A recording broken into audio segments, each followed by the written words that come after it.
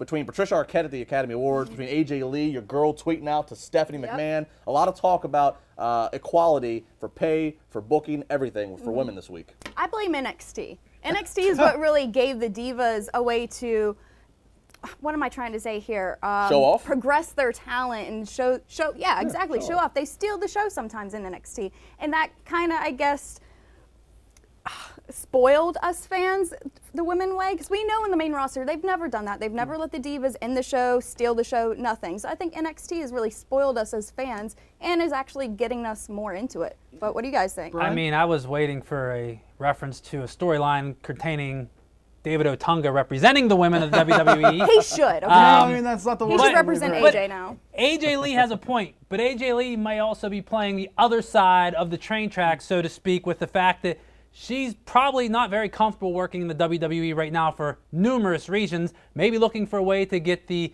excuse me, but don't let the door hit you on the way out while she collects. But I do think that the women should be given more of an opportunity. I mean, 30 seconds, come on. Now, at times, they can't use that as the only argument, though, because we've seen matches with the male wrestlers also be 2 seconds, 12 seconds, 18 seconds. But I think at the end of the day, when you put it all together, Stephanie walked a very fine line getting into that type of political aspect on something that's so nationally known. Thank you so much, Sam, for totally redeeming yourself, because NXT is the main reason that people are up in arms now, because they've seen Sasha Banks, they've seen Charlotte, even at times Natty in NXT. They've seen all these divas because they were given time in NXT. And NXT, like I always say, it's sometimes you just have to strip it down and let them just go at it. There doesn't necessarily need to be an in-depth storyline, but let these women wrestle. Justin, I know that you're a big fan of women's wrestling, right? Yeah. I think so. If you have that talent there, why aren't they using it? I think there's 2 points to this, and both have kind of been touched on.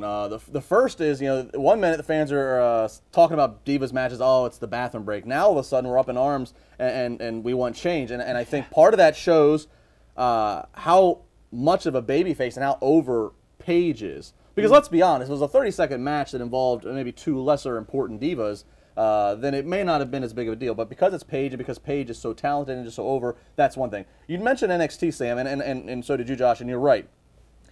We have to remember, though, NXT, I think, you know, NXT, as Triple H acknowledged in the Austin podcast, it's for a different kind of audience. And I think sooner rather than later, and it's already on a good track, with NXT starting to tour now, with NXT having merchandise for their characters, if NXT can continue bringing in revenue specific to them, if they can be self-sustainable on their own underneath the big WWE umbrella, NXT will no longer be the developmental program down there. It'll be the alternative program over there. And divas might still be getting 30-second matches on Raw if that's what the script and that's what the time allotment calls for. But NXT could just be, you know, as long the NXT divas, they're mad they're not making main roster money. Sure. Main roster divas are mad they're not getting NXT time. If you can get the money in there to where a Charlotte can make 6 figures of a guarantee and get merchandise, it might be okay to be an NXT lifer, and that's where you can show off women's wrestling.